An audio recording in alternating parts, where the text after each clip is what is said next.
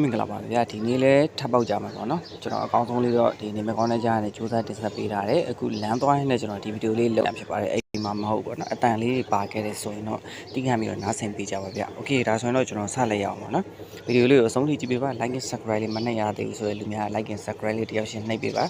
ပေါက်မယ်ပေါ့နော်ဒီနေ့လဲအကောင်းဆုံးတော့စူးစမ်းပေးထားတယ်ဗျโอเคဒါဆိုရင်တော့ကျွန်တော်ကြည့်လိုက်ရအောင်ဟောဒီရပဲစဖားမှာပေါ့နော်ဒီ3လုံးပေါင်းခြင်းဒီကျွန်တော်တို့က3ရဲ့နှစ်ခက်ဒီ9 3 5ဝန်းချင်းဆိုတာဒီ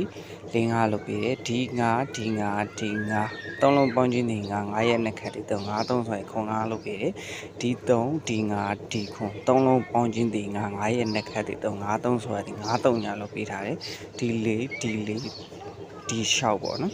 3လုံးပေါင်းကြီး3ည3ညရဲ့နှစ်ခက်ဒီခွန်3ညဆိုတဲ့သူဆိုင်မပြတ်ဘူးဆိုရင်ခွန်3ညလုံးဝန်းချင်းပြီးသွားအောင်မယ်ဒါဆိုရင်တော့သူနဲ့တွဲမဲ့အကောင့်လေးကိုကျွန်တော်တို့အကောင့်လုံးရှာဖွေကြည့်လိုက်ရအောင်ဒီနှလုံးပေါင်းချင်းဒီ3နှစ်ခက်ဒီ9 3ရှင်း3ပါပါဒီချစ်3ရှင်း5ဆိုတာဒီ3လို့ပြီးဒီနှလုံးပေါင်းချင်းဒီ3ရှင်း5ဆိုတာဒီ9လို့ပြီးဒီနှလုံးပေါင်းချင်းဒီ2 4ခွန်ဆိုတာဒီခွန်9လို့ပြီးဒီနှလုံးပေါင်းချင်းဒီ3 5 8ဆိုတာဒီ9လို့ပြီးဒီနှလုံးပေါင်းချင်းဒီ3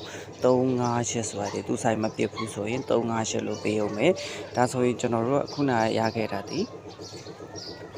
3ညခွန်အခုရတာဒီ3 5 8ပေါ့နော်3 5 8ဆိုတော့ဒီတိုင်းတွဲလိုက်6ခွဲရလာမယ်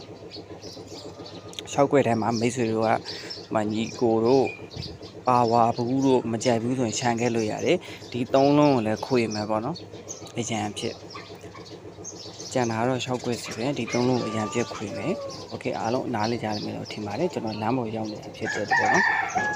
ဒီအသားလေးတော့ဒီခန့်ပြီးတော့နားထောင်ပေးကြပါ like and subscribe လေးမနှိပ်ရသေးဆိုရင်တယောက်တစ်ချက်နှိပ်ခဲ့ကြပါတောင်းဆိုပါရဗျ okay see you bye bye next video အားလုံးအစီအမံရှောင်းပေးကြပါစေအဖွင့်နေလေးပါ